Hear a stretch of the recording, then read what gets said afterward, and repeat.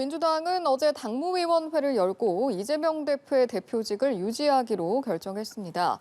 민주당 당원 80조에 따르면 재판에 넘겨진 당직자는 기소와 동시에 당직을 정지해야 하는데 정치 탄압은 예외로 한다는 예외 조항을 적용한 건데요. 한편 여야의 한일 정상회담을 둘러싼 공방도 격화하고 있습니다. 민주당은 국정조사를 본격 추진하겠다는 방침인데요. 정치권 이슈들 짚어보겠습니다. 정연국 전 청와대 대변인, 복귀왕 전 민주당 선대위 대변인 나오셨습니다. 두 분 어서 오십시오. 안녕하세요. 안녕하십니까. 이재명 민주당 대표가 어제 기소가 되고 또 기소된 이후 7시간 정도 만에 당무위에서 이 대표의 대표직 유지를 공식화하게 됐습니다. 일단 민주당 입장부터 한번 들어볼까요? 예, 어제 기소가 결정되고 나서 곧바로 열린 최고위원회에서 이 문제를 당무에 부의할 건지 말 건지에 대한 토론을 했었습니다. 예. 그리고 시점을 언제 할 것인지 이런 토론을 하면서 최대한 빨리 하는 게 좋겠다라는 판단이 들어서 이제 어제 저녁 5시에 당무위원회를 소집을 해서 회의가 진행이 됐습니다. 예. 저도 이제 당무위원회 한 사람이기 때문에 어제 저녁 회의에 참석을 했었는데 예. 이미 다 정해진 수순 아니겠습니까? 검찰이 어쨌든지 간에 기소할 것이다 라는 수순이 이미 예정돼 있었고 그 기소가 부당한 정치적인 수사이고 탄압이기 때문에 이것은 당원 80조에 의해서 당무위에서 정치 탄압으로 규정하는 것이 맞다라는 것 또한 이미 민주당에서 예정돼 있었고요. 이 의견에 대해서 다른 의견을 낸 사람들은 한 명도 없다라고 네. 보시면 될 것 같습니다. 그래서 일단은 서로 검찰이든 민주당이든 예정된 수순대로 간 것이다 이렇게 보면 될 것 같습니다. 예, 어제 이제 당무회 결과도 예정된 수순이라고 말씀을 하셨는데 일단은 참석한 30명은 이제 찬성을 하고 또 39명이 서면 의견서로 찬성을 해서 69명이 전원이 찬성인 건 맞는데 당무위원들이 총 80명이지 않습니까? 그럼 네. 나머지 11명은 반대 의견인 겁니까? 뭡니까? 그건 아니죠. 국회에도 불출석하고 의견을 안 내는 경우가 있는 것처럼 예. 그러니까 12시 조금 넘어서 소집이 됐습니다. 그리고 5시에 회의를 했으니까 본인의 의견을 서면으로라도 제출을 못한 이런 분들이 있고 또 그 회의에 참석하겠다라고 통보한 사람들 가운데서 지역구 사정이라든지 이런 것들 때문에 또 회의에 불참한 결석한 이런 의원들이 11명인 것이지 그 국회 출석을 안 한다고 해서 반대로 읽지는 않지 않습니까? 예, 알겠습니다. 자, 그렇다면 보시기에 민주당의 어제 결정 물론 상대당이긴 합니다만 어떻게 좀 바라보셨는지요?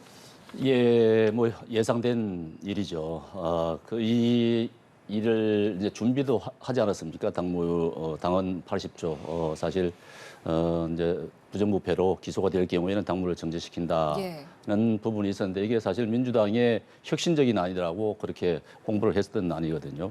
그런데 예외 조항, 이재명 대표 문제가 생기면서 예외 조항을 뒀던 것이죠. 정치 탄압이다. 그러면은 예외를 한다. 이렇게 예외 조항을 두고 준비를 했었던 사안입니다. 그렇기 때문에 놀랍지도 않은 사안이긴 합니다만은 그래도 이렇게 통과시키는 거 보고서는 야, 이게 민주당이 정말 국민들은 정말 안중에도 없구나 하는 생각을 하게 됐는데 이 속전속결을 하지 않았습니까? 사실 보통 당무위원회 소집을 한다 그러면 하루의 시간은 줘야 되겠죠. 그렇게 오늘 이런 일이 있었으면 내일 당무위 소집하고 이렇게 하는 것이 바람직한데 7시간 만에 바로 이렇게 이제 소집을 해서 결정을 했다는 것은 그만큼 당내에 불만의 소리를 없애겠다 하는 그런 의미가 깔려 있는 것이겠죠. 그렇게 해서 이제 당무위원 자체가 당무위원장이 당대표가 아니겠습니까? 사실 그거는 그전에는 윤리심판원인가요? 윤리위원회인가요? 거기에서 이제 이게 결정하게 되어 있는데 이것도 당무위원으로 해서 당무위원회에서 결정하는 것으로 바꿔서 이렇게 민주당에서 이재명 대표를 지키기 위해서 사전에 다 준비가 됐던 부분이죠. 그렇기 때문에 이제는 민주당이 도덕성 우위를 항상 주장을 하고 이런 부분이 있었는데 혁신성을 주장하고 그랬는데 이제는 그런 이제 당이 되지 않았다 하는 점을 예. 분명하게 말할 수 있을 것 예. 같습니다. 다소 이제 다른 관점에서 예정된 수순이었다라는 방향으로 이제 풀어주셨는데 일단은 속전속결에 대한 부분을 좀 들여다봐야 할 것 같습니다. 통상 이제 당무위가 열리기 전에 그동안에는 하루 전쯤에 소집을 예고했다 보니 이제 비명계 일각에서도 좀 너무 급하게 한 거 아니냐 이런 쓴소리도 있고 제2의 유신 이런 언급까지 나왔습니다. 뭐 몇 분이서 반복적으로 하시는 말씀이죠. 국민의힘도 반복적으로 몇 분이서 좀 비판의 목소리를 내고 있지 않습니까? 근데 유독 민주당의 목소리가 민주당의 어떤 반대의 목소리가 더 크게 들리는 것인데 너무 급하게 소집한 것 아니냐라는 문제에 대해서는 뭐 저도 뭐 받아들입니다. 그런데 만약에 당무위를 오늘 하루를 연기하거나 이틀을 연기했을 때 계속해서 이것이 어떻게 당무에서 결론이 날까 이런 공방이 이제 언론에서 계속 언급이 될 것이기 때문에 다소 급하더라도 조기에 결론을 내는 것이 낫겠다. 이런 네. 판단을 내린 그런 정무적 판단인 것이죠. 그래서 이런 불리한 이슈이기 때문에 민주당에는 최대한 빨리 결론을 내는 것이 좋다라고 판단한 겁니다. 이것이 그 뭐 흠을 감추기 위해서 했다든지 예. 뭐 이런 것은 아니고 어쨌든 간에 이 이슈가 오래 진행되는 것을 막기 위한 이러한 방편이었다라고 보시면 될 것 같습니다. 알겠습니다. 그럼 이건 어떻습니까? 이제 조응천 의원이 이런 언급을 했습니다. 이제 예외 조항이 적용이 된 게 정치 탄압일 경우에 예외적으로 조항한다 이것인데 조 의원은 정치 탄압 주장도 주관적인 게 아닌가 이런 의문이 있다 이런 언급을 쏟아냈거든요. 뭐 조응천 의원 비롯해서 한두 분 계속해서 반복적으로 이런 말씀하시는 분들 있지 않습니까? 별로 개의치 않습니다. 그런 주장에 대해서. 그리고 조응천 의원 한 사람은 그렇게 생각할지 모르겠으나 예. 거의 대부분의 어제 그 참여했던 그 당무위원들 한 사람도 이것이 정치 탄압이 아니다라고 말씀하시는 분 한 명도 없었습니다. 예. 그런데 제가 참 좀 또 의아해했던 것이 예. 그 어제 이재명 대표뿐만 아니라 기동민, 이수진 의원에 대해서도 같은 함께 처리가 됐죠? 예. 적용을 했거든요. 예, 예. 그렇기 때문에 이분들은 사실 뇌물을 받은 혐의를 받고 있는 분들이지 않습니까? 돈을 받았단 말이죠.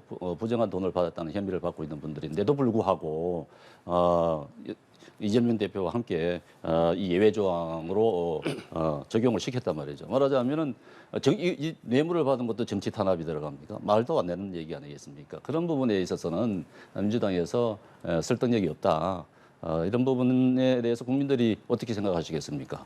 뇌물 받은 물론 아직까지 그 혐의에 대해서 재판이 끝나지 않은 상태이고 유무죄가 확정이 되지 않았습니다만은 어쨌든 뇌물을 받은 혐의를 받고 있는 의원에 대해서도 정치 탄압으로 구제를 해주는 그런 상황이 된다 그러면은 그런 민주당이 이런 부정부패를 저지르는 사람에 대해서도 얼마든지 포용을 해주겠다 하는 그런 의도밖에 되지 않는 것 아니겠습니까? 예.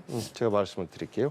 우선 어제 최고위원회와 당무위원회는 박홍근 원내대표 대행으로 회의가 진행되었다. 이재명 대표가 주재한 것이 아니고 본인은 예. 빠진 거죠. 본인 문제이기 때문에. 예. 그 말씀 드리고 기동민 의원과 이수진 의원의 혐의는 이것이 이제 2016년도의 사건이라고 해요. 그리고 그때 그분들은 의원이 되기 이전이었어요.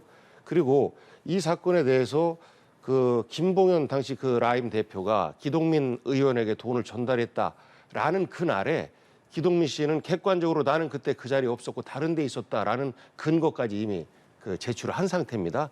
그리고 이수진 의원은 김봉현 씨와 일면식도 없고 그때 당시에 정치인도 아니었었기 때문에 받을 일이 없다라고 얘기를 하는 거예요. 그리고 공교롭게도 그 몇 년 전부터 그러니까 언론에만 흘리면서 수사를 한다라고 했다가 그 공소시효 하루를 남기고 급하게 기소를 한 거거든요. 그래서 결국은 윤석열 정부 들어서서 민주당 의원들에 대한 정치 탄압의 일환이다라고 읽힐 수 있는 소지가 더 많다. 그렇기 때문에 이 부분은 기소로 인한 어떤 그 당무 정지라든지 이런 것들은 민주당 내에서 과한 처분일 수 있다라고 저희들이 판단을 한 겁니다. 그래서 검찰이 정말 이 정치 탄압이 아니다라고 하면 근거를 갖다 대고 그리고 재판에서 유죄를 이끌어내면 그 어제 민주당의 당무위원회 판단이 잘못되었다.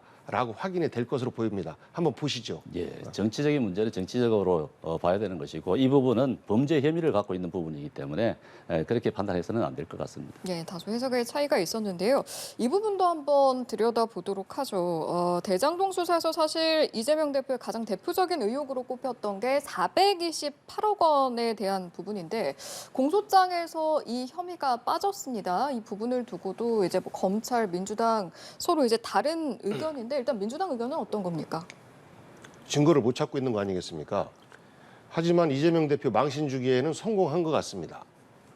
제가 지역에서 어느 할머니께서 아니 이재명이는 돈을 저수지에다 숨겨놓고 있다면서 이런 말씀을 듣고 참 어이가 없었어요. 그리고 428억 그 저수지라는 이야기가 결국은 검찰 발 뉴스였었는데 이재명 대표의 도덕성을 이렇게 흠집내고 있구나라는 것이 이제 확인할 수 있는 그런 일이었는데 결국 근거를 못 찾고 있는 거 아니겠습니까? 그리고 그 428억 유동규 이외에 어느 누구도 이것을 주장하고 있지 않고 실제 약속을 했다라고 한 김만배 같은 경우는 부인을 하고 있는 것 아니겠습니까? 그래서 전혀 연결고리를 못 찾아내고 있어요. 그러니까 그동안에 실제 돈을 받은 사람들은 결국은 대장동 그 50억 클럽 그분들이 돈을 받은 것이고 이재명 대표는 결국은 정책적 판단을 내렸다는 것이죠.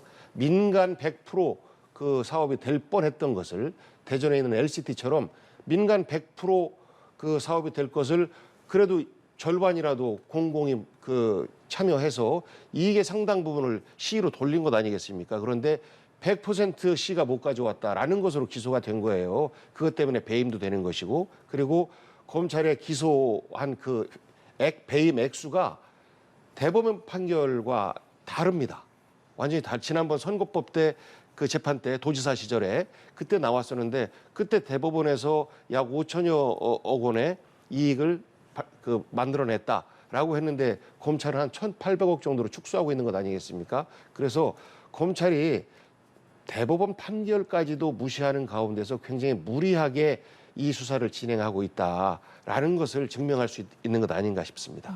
검찰에서는 일단 428억 원 관련해서 수사 계속 이어나가겠다 이런 상황이고 일단은 뭐 또 당장 기소된 것들 공직선거법 위반 그리고 대장동 성남FC 의혹까지 이제 이런 것들이 있다 보니까 앞으로 이제 법정 출석을 자주 하게 될 것이고 또 내년에 총선을 앞두고 있고 그렇다 보면 민주당과 이 대표 입장에서도 부담스럽지 않겠느냐 이런 시각도 있습니다. 그렇습니다. 지금 이제 격주로 재판에 출석하고 있는 상황 아니겠습니까? 이제 이게 앞서 이제 뭐 많이 보도가 됐습니다만은 수사 기록만 해도 500건이 된다 그러고 공소장이 160여 쪽이 된다고 하지 않습니까? 그만큼 방대한 사건이고 굉장히 복잡한 사건입니다. 따지고 보면 복잡하지도 않습니다. 말하자면은 성남시장이라고 하는 지방자치단체장이 인허가권을 남용을 해서 지역의 토 세력들에게 천문학적인 이제 이득을 안긴 그런 사건인데 그래도 이제 그 과정이 굉장히 복잡하고 내용이 많기 때문에 이제 이 재판 과정에서도 굉장히 심도 있는 이제 심리가 진행이 되겠죠. 그렇다 그러면은 지금은 이제 선거법 위반이기 때문에 격주로 지금 나가고 있습니다만은 한 주에 한 두세 번은 나갈 수 있는 집중 심리가 열린다면은 그런 과정도 예측을 해볼 수 있다고 이제 다들 생각들을 하고 있는데 그렇게 된다 그러면은 이재명 대표 같은 경우는 지금은 뭐 격주에 한 번씩 나가는 게 괜찮습니다만은 일주일에 두세 번을 나간다 그러면은 말하자면은 여의도에 국회로 갈 횟수보다도 재판장에 간 횟수가 더 많은 그런 상황이 발생할 수 있단 말이죠. 이것은 국정에 도움이 안 될 뿐더러 국민들한테도 참 어마어마한 누를 끼치는 일이죠. 그렇기 때문에 어제 기소가 되면서도 이재명 대표께서는 이런 부분 유무죄를 떠나서 이런 부분 국민들이 걱정하는 부분 아니겠습니까? 이런 부분에 대해서는 본인이 자신이 사죄의 말씀을 한마디라도 했었으면은 하는 그런 부분도 생각해 볼 수가 있는데 그런 말씀도 없이 오로지 본인은 전혀 범죄 혐의가 없다. 그거 말씀하시는 거 보면은 참 안타까워 보입니다. 어제 말씀하시죠. 법정 출석 2, 3회라는 말이 어디서 나오는지 모르겠습니다. 그러니까 불가능한 거죠. 왜냐하면 이 수사를 하는데 기소까지 1년 6개월이 걸렸어요. 1년 6개월 동안 검찰 65명이 덤벼들어서 파고파고 팠던 거거든요. 예. 그런데 결국은 이 사건에 대해서 판사도 판단을 내리려면 다 들여다봐야 돼요. 그 방대한 분량과 복잡한 사건에 대해서 다 들여다봐야 되는데 어떻게 이게 집중적으로 열리겠습니까? 수사 기간이 오래 걸렸던 것처럼 재판 기간도 오래 걸릴 수밖에 없다라는 말씀드리고 예. 실제 집중 심리를 한다라고 해서 빨리 진행되면 민주당 입장에서는 더 좋은 일입니다. 그리고 얼마든지 재판에 임하면서 당을 운영해 나가는데 문제가 없다. 그러니까 민주당 걱정해 주시는 건 감사합니다만 충분히 대응하면서 운영할 예. 수 있다라는 말씀드립니다. 예, 주 2, 3회 출석 같은 경우에 이제 아직 전방인 부분이기도 하고 업무 자체는 감당이 가능할 것이다라고 말씀을 해주셨는데 그러면 이 부분은 어떻습니까? 사실은 이제 뭐 앞서 저희가 말한 의혹도 있습니다만 쌍방울, 백현동, 뭐 정자동이라든지 이제 이런 수사들도 이어갈 상황이다 보니 총선을 앞두고 이 대표 체제로 총선까지 계속 갈 수 있을 것이라고 이제 보는지 그 부분에 대한 것은 계속 궁금증이 나오고 있는 상황이거든요. 지금 이재명 대표에게 쓰여진 여러 혐의들은 정치 탄압이다라고 민주당 시각으로는 그렇게 보고 있습니다. 물론 반대 진영은 그렇지 않고 또 중간자들은 과연 법정에서 어떤 결론이 나올까라고 지금 유보하고 있는 상태인 것이죠. 예. 지금 쌍방울 관련돼서는 수사를 그렇게 하고 있습니다만 이재명 관련된 어떤 것도 혐의점도 나오지 않고 있고 백현동과 관련해서는 뭐 수사를 반복적으로 계속해서 하고 있습니다만 감사원에서조차도 당시에 식품연구원이라는 국가기관에 문제가 있다라고 지적을 했던 거예요. 이거를 검찰이 다시 파고 있는데 이것이 그 이재명 대표의 주장처럼 국토부에서 용도 변경을 해달라라는 공문을 시달한 것이 이미 증거로도 나왔습니다. 예. 그래서 백현동 건은 결국은 이 용도 변경으로 인한 이익을 누가 봤냐면 국가가 봤어요. 결국은 이게 기재부 토지였기 때문에. 그래서 정말 허무맹랑한 어떤 수사이고 예. 그다음에 정자동은 근래에 들어서 또 이재명 대표 당시에 그 호텔 부지에 대한 또 특혜가 있었던 것 아니냐라는 의혹 제기를 하고 있는 것 아니겠습니까? 이런 것들을 다 수사해서 기소를 하고자 노력을 할 테지만 혐의점 찾기가 쉽지 않아 보이고 지금까지 정책적 판단에 의한 어떤 그 잘못 이런 것들에 대해서 유죄 판결이 나왔던 선례가 없습니다. 법원에서도. 그래서 앞으로 검찰은 끊임없이 이재명에 대한 어떤 그 유죄를 만들어내기 위해서 수사를 반복적으로 할 거로 예상됩니다만 예. 저는 실제 판결까지 유죄를 이끌어내기는 어렵다라는 말씀 하나 드리고 또 예. 하나는 이재명 대표의 대표 자리가 내년 총선 때까지 유지되느냐 마느냐는 결국은 지지율에 달렸다라고 보시면 될 것 같습니다. 지지율이요? 이재명 대표 간판으로 총선을 치르는 것이 유리하냐 불리하냐라는 판단인 것이죠. 예. 현재 국민의힘에서 이재명 대표 물러나라라는 압박을 계속 주는 것은 이재명으로 총선을 치르는 것 자체가 겁나는 거 아니겠습니까? 그렇기 때문에 이재명 대표 물러나야 된다. 대표로서 자격 없다. 이렇게 공격을 하는 것인데 현재 민주당으로서는 이재명을 대신할 간판이 없다. 그리고 이재명이 가장 총선에서 유리한 사령관이 될 수 있다라는 판단을 현재까지는 내리고 있는 겁니다. 그래서 이 리더십의 교체 여부는 내년 이제 총선 즈음에서 12월 10일부터가 이제 예비 후보 등록이고 한 6개월 전부터 총선 제재로 갈 텐데 그때에 이재명 대표가 아닌 다른 간판으로 사령관을 바꾸는 것이 유리하겠다라는 판단이 들면 그때 가서 결정할 일이지 예. 지금부터 사전에 뭐 예단하고 뭐 리더십을 바꾼다든지 예. 그러지는 않을 것 같습니다. 어쨌든 이 대표 체제로 총선을 치를 것인가 말 것인가 이 부분은 결국 지지율에 대한 것이고 그건 그때 가서 봐야 한다는 말씀이신 건데요. 여당 입장에서는 어떻습니까? 지금 이제 야당은 지금 예. 이 대표 체제로 일단은 가자고 하는 것 같아요. 지금 사퇴론이 조금씩 줄어드는 걸 보면은 왜냐하면은 지금 이 대표가 불안하긴 하지만 지금 바꾼다 그러면은 전당대회를 치러야 되지 않겠습니까? 예. 전당대회를 치르려 그러면은 지금 총선을 앞두고 있는 상황에서 전당대회를 언제 치를 것이며 그런 과정들이 굉장히 복잡할 것입니다. 그렇기 때문에 이 대표를 바꾼다 하더라도 말씀하신 대로 연말쯤에 총선 전에 비대위 체제로 가는 방안이 오히려 안전한 것이죠. 지금 네. 뭐 전당대회를 치른다 그러면은 당내에서도 얼마나 큰 많은 자원들이 나오겠습니까? 다양한 목소리들이 쏟아질 것이기 때문에 네. 그게 불안한 것이죠. 그렇게 갈 수는 없는 것일 겁니다. 아마 민주당에서. 그러면 이제 민주당 입장에선 그게 안정적이라고 한다면 여당 입장에서는 그게 이제 유리한 겁니까? 불리한 겁니까? 글쎄요, 뭐 어떻습니까? 이재명 대표가 갖고 있는 혐의가 워낙 많지 않습니까? 앞으로도 지금 아직 구속영장이 청구가 되지 않는 아니 예상이 되는 혐의점들이 벌써 앞서 말씀드렸듯이 상방울의 대북 송금 사건이라든가 예. 백현동 사건 이런 부분들도 제가 보기에는 검찰이 지금까지는 대장동 수사에 집중했기 때문에 예. 이미 이제 기소가 됐고 정리가 됐기 때문에 앞으로는 이제 이 대북 송금 사건, 백현동 사건 이 부분에 또 집중이 돼서 이게 수사가 마무리된다 그러면은 이제 기소하기 전에 또 체포영장이 체포영장을 법원에 청구할 것이고 또 국회로 또 넘어오지 않겠습니까? 그렇다 그러면은 또 한 번 불체포 특권에 대한 얘기들이 재연이 될 텐데 예. 그런 부분들은 이제 굉장히 민주당으로 봤을 때는 불안 요인 아니겠습니까? 그런 불안 요인을 안고 있으면서도 불구하고 이제 이재명 대표 체제로 간다고 그러는데 저희들 입장에서 봤을 때는 뭐 나쁘지는 않죠. 우리 국민의힘 입장에서는 계속 민주당의 갈등이 계속되는 상황이고 위기가 계속되는 상황이기 때문에 예. 국민의힘 입장에서 봤을 때는 경쟁 입장에서 봤을 때는 나쁘지 않다고 볼 수는 있습니다만은 예. 국가적 입장에서 봤을 때는 결코 바람직하지 않다. 국가적 손해다 그렇게 생각이 됩니다. 알겠습니다. 민주당 측에 관련해서 한 가지만 더 여쭤보면 이제 앞서 합의점 찾기, 그러니까 혐의점 찾기가 쉽지 않을 것이다 이렇게 언급을 해주셨는데 물론 일각의 의견입니다만 민주당의 김용민 의원 같은 경우에 1심 유죄 나와도 대표직 유죄 문제 없을 것이다. 또 김남국 의원은 무죄 추정 원칙에 따라 대표직 유죄 가능하다 이런 언급도 있었습니다. 쓸데없는 말들을 한 것 같습니다. 가정 속에서 사실 유죄도 될 수 있다라고 인정하는 꼴이거든요. 그러면 그래서 그때 가서의 상황을 봐야 되는 것이고 유죄가 될 가능성이 전 개인적으로 없어 보입니다.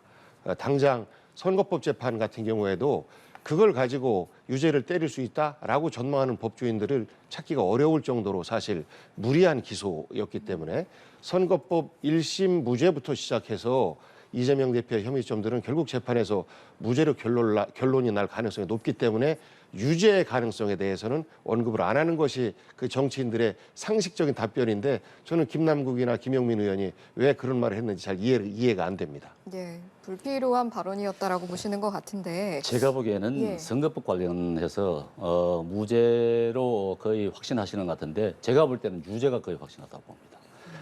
그것은 이제 말하자면 김문기 처장을 몰랐다라고 하는 부분 아니겠습니까? 그런 부분은 이미 많은 국민들이 판단이 벌써 섰습니다. 많은 동영상이 공개가 돼 있고 사진들이 공개가 된 상황이었는데 그렇게 같이 해외여행을 다니고 해외 출장을 다니고 그렇게 같이 밥 먹고 이랬는데 모른다 이게 받아들여지겠습니까? 이것은 이제 알고서 예. 그런 얘기를 했느냐?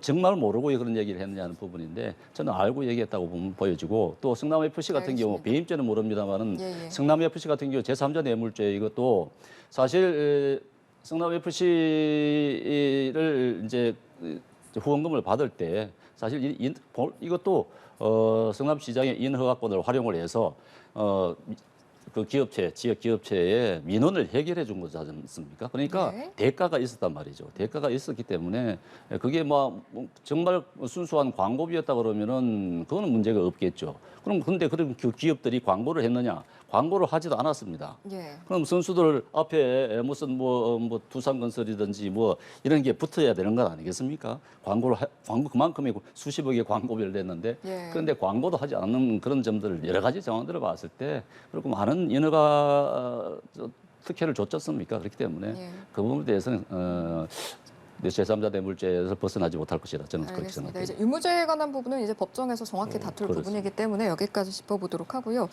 한일 정상회담 이야기와 이제 맞물려서 좀 짚어볼 부분이 이낙연 전 대표가 오랜만에 목소리를 냈는데 한일 정상회담을 두고 한일이 합작한 참사다라는 언급을 내놨습니다. 그런데 아무래도 이제 이재명 대표의 사법 리스크 상황과 맞물리다 보니 이를 두고도 좀 해석이 여러 가지로 나오나 봐요.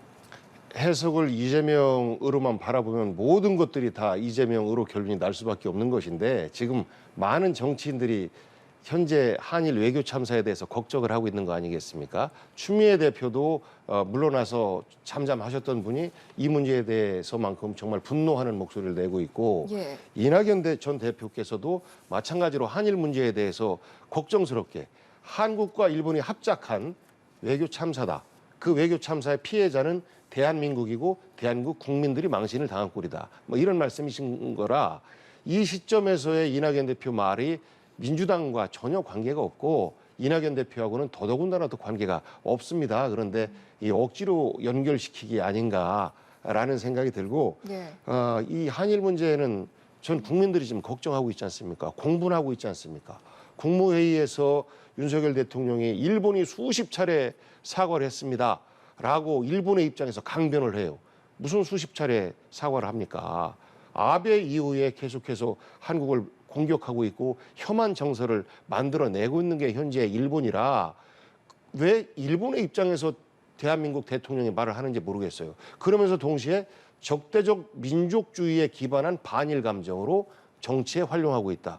이런 말씀은 결국은 위안부라든지 그 강제징용 문제라든지 이런 것들에 대해서 언급하는 것 자체가 적대적 민족주의고 이거에 의한 반일 감정을 조장한 정치 활용이다라고 해석밖에 안 되는 거예요. 그러면 실제 피해를 당한 그 위안부 할머니들과 그 징용공 어르신들 이분들에 대한 모욕 아니겠습니까? 그래서 어느 누구도 이 문제에 대해서 정치인이라면 비판을 하지 않을 수 없고 저는 지금 국민의힘의 의원들도 다음 총선 때 이게 불거지면 그때는 잘못한 겁니다라고 좀 꼬무니를 뺄 것 같아요. 그리고 다음번 대선에 나오는 국민의힘 대선 후보들도 이렇게 한일 관계가 진행돼야 된다라고 말씀하시는 분들은 없을 겁니다. 그렇기 때문에 이낙연 대표도 원칙적으로 국민 정서에 기반해서 말씀을 하신 것이다라고 보시면 될 것 같습니다. 한일 정상회담 결과 관련해서는 지금 민주당 국정조사까지 추진하겠다 이런 방침이거든요. 외교 문제 가지고 국정조사라는 것은 있을 수 없는 일이고요. 민주당에서 지금 뭐 정략적인 전략으로 지금 뭐 한일 관계를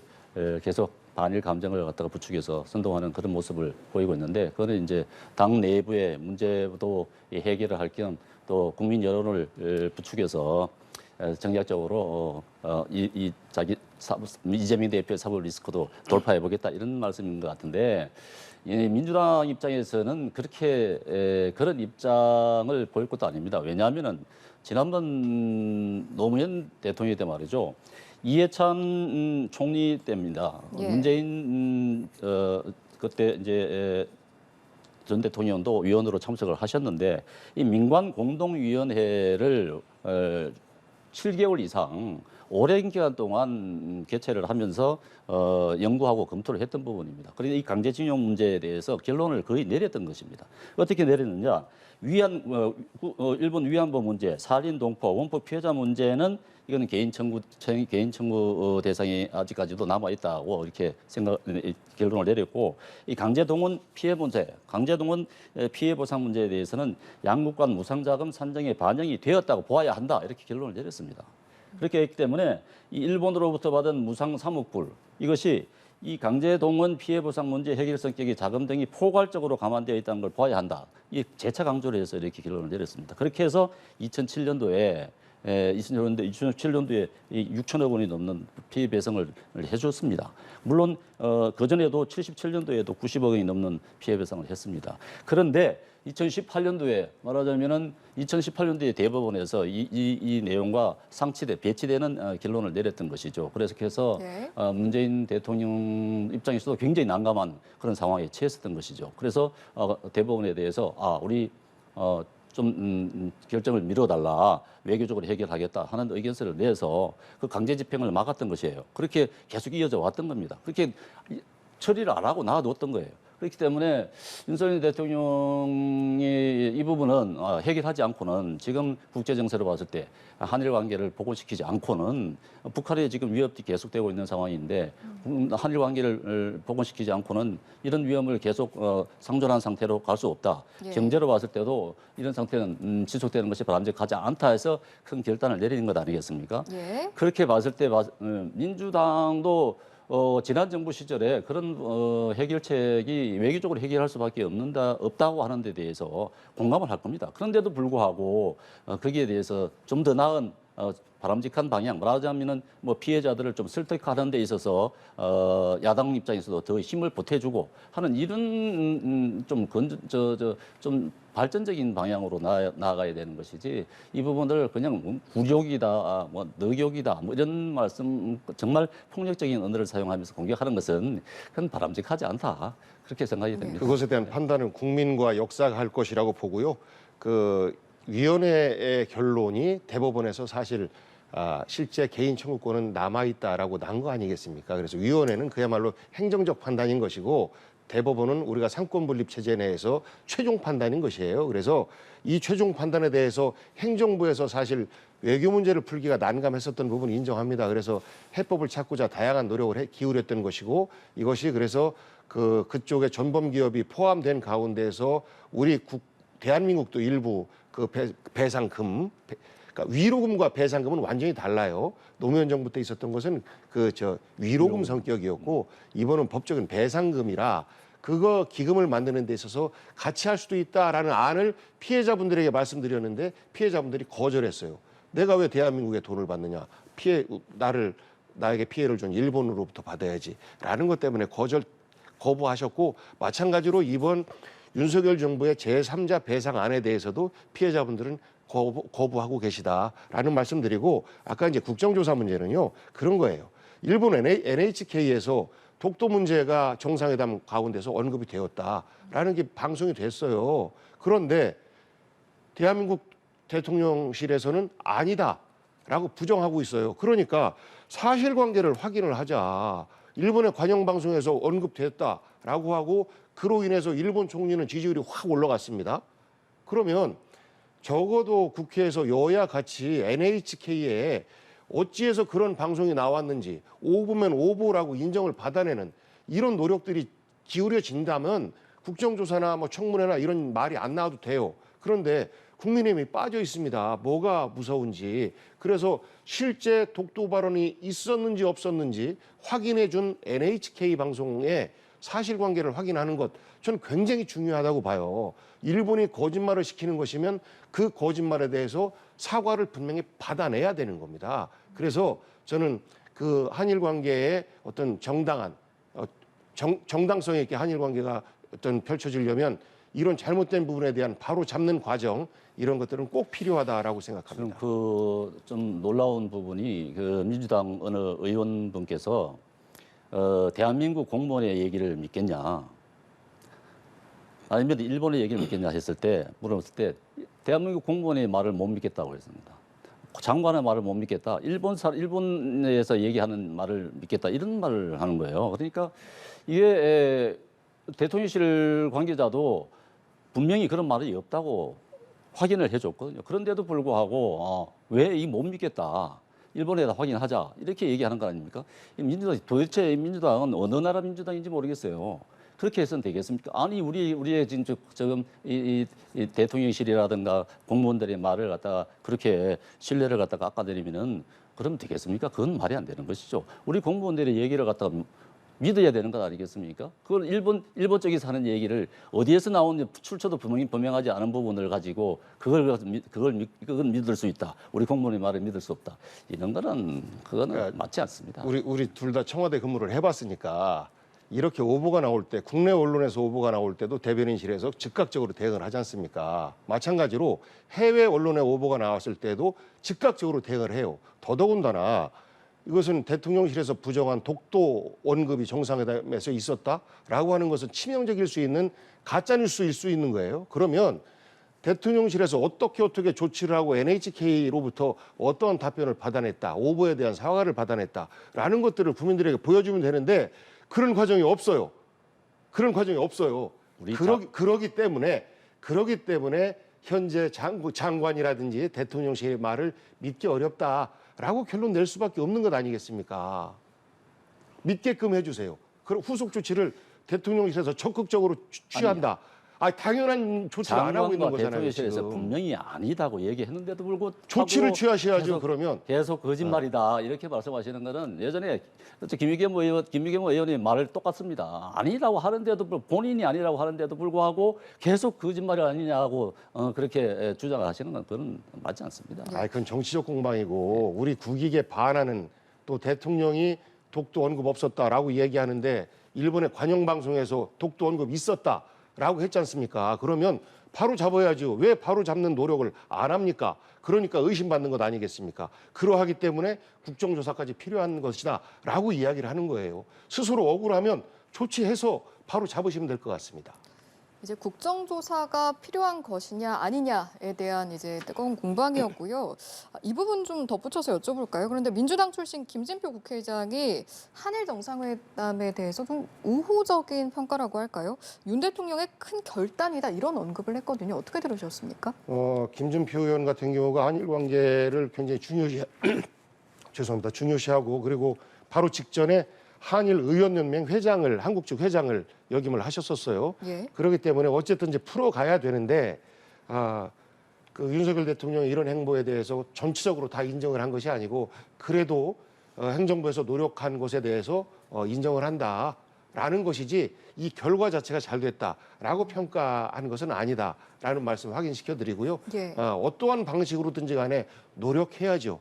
노력하는 그 부분 하지만 그 노력이 결국 무릎 꿇는 굴욕 외교로 가서는 안 된다라고 하는 부분에 대해서는 뭐 김진표 의장께서 대통령과 우리 국가 의전선 1, 2위 아니겠습니까? 서로 대립하는 모습을 피하기 위해서 이런 말씀을 하셨을 것으로 저는 유추 해석합니다. 예, 마찬가지 질문 드리겠습니다. 김 의장의 발언 어떻게 들으셨는지? 김진표 의장도 한일 관계를 복원시키고 예. 그 악화된 문제를 해결할 수 있는 방법은 외교밖에 없다고 하는 데 대해서 동의하시는 거죠. 그리고 윤석열 대통령의 이런 결단에 대해서 힘을 실어주는 것이죠. 이 방법밖에 없다 하는 것을 동의하시는 부분인데 그것은 이제 지난번 문재인 정부 때도 그런 부분밖에 없다고 인정을 했기 때문에 그런 연장선상에 있다고 보고 또 사실 이번에 우리 국민들은 사실 이번 정상회담에 대해서 좀 불만스러운 것은 사실입니다. 기시다 총리가 좀 우리가 국민들이 듣고 싶어하는 말을 해줬어야 되는 것이죠. 윤석열 대통령이 그만한 성의를 보였다 그러면은 기시다 총리도 그만한 성의를 보여줬어야 되는 것인데 그 부분이 부족했다는 부분에 대해서는 누구나 다 인정을 하는 거 아니겠습니까? 그렇지만 한일 관계를 복원시켜서 개선해 나가는 것은 바람직하다고 하는 부분에 대해서도 김진표 네. 의장도 동의를 하는 것이고 알겠습니다. 앞으로 이제 이걸 좀 더 냉정하게 좀 장기적인 관점에서 봐야 되지 않을까 싶습니다. 네, 여기까지 듣고 마무리하겠습니다. 지금까지 정연국 전 청와대 대변인 그리고 복귀왕 전 민주당 선대위 대변인과 함께했습니다. 고맙습니다. 고맙습니다. 감사합니다.